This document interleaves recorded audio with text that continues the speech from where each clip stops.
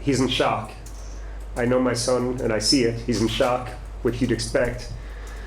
But I take some strength from seeing that he walked on his own legs, under his own strength, and that with his weak hand, he happens to be a lefty, that's his dominant arm, or was his dominant arm. He's able, with his weak right hand, to pull himself up into the truck. And given that he had just spent an hour and a half under heavy gunfire and grenade fire and watched one of his best friends get killed and many others, I take some strength that he looks like he's in some level of control. And I hope that I'm right, and I hope that he has the physical and mental fortitude to keep on fighting. From President Biden to Secretary of State Blinken on down, the support is really meaningful. The empathy is really meaningful. At this point, we're 16 days in, and I just want action. What's happening behind the scenes, I don't know, but I sure hope that something is happening, and happening 24 hours a day, 7 days a week, until we get that action.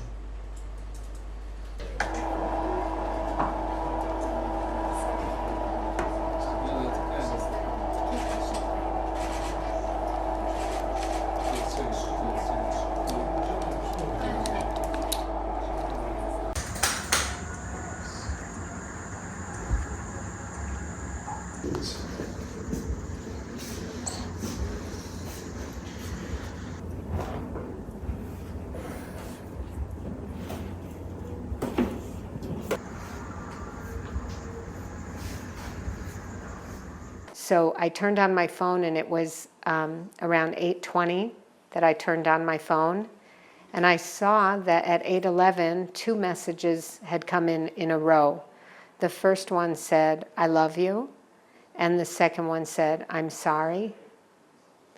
And so I instantly, had this lump in my throat, knowing something bad was happening or was about to happen. And I tried to call him, and he didn't answer, and I texted, and I still haven't had any response.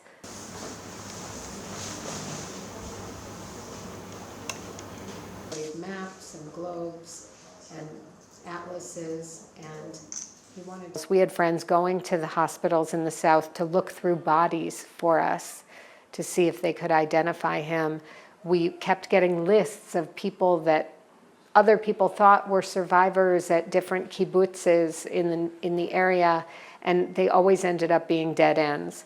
The next morning, we, on social media, saw a photograph that had been taken from inside of a bomb shelter that was near the music festival, and we saw Hirsch and we saw his friend. Sense of humor, but not a mean sense of humor, sometimes with sarcasm. It's like last summer he went to 6 different countries for different music. They said nobody had screamed out. He didn't make noise. He didn't, he seemed, I'm sure he was in shock. He stood up with these other 2 young men, and they walked outside where they were seen getting onto a Hamas pickup truck, which headed toward the border. And what the police were able to tell us is that the phone signal last seen from Hirsch was inside of Gaza at 10:25 Saturday morning. And that was on October 7th. And that's the last that we know of him.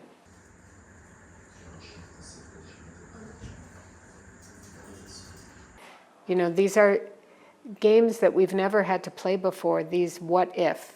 There's only 2 options. So between he's dead or his arm is blown off and he's being held hostage, those are the 2 options. And they're both horrible, but I'd rather have him be alive, obviously. So that's what we're praying. But I don't know that he's alive. I don't know that he made it. Laid back person who's I really would love to talk to Hamas. I want to understand, what is it? What is it that is wanted from this situation? Because it's such an unusual situation. I'm not a historian, but I don't know of situations where people steal 85-year-old grandmothers and 2-year-old children and hippies who are dancing barefoot at a music festival. I'm just not familiar with that.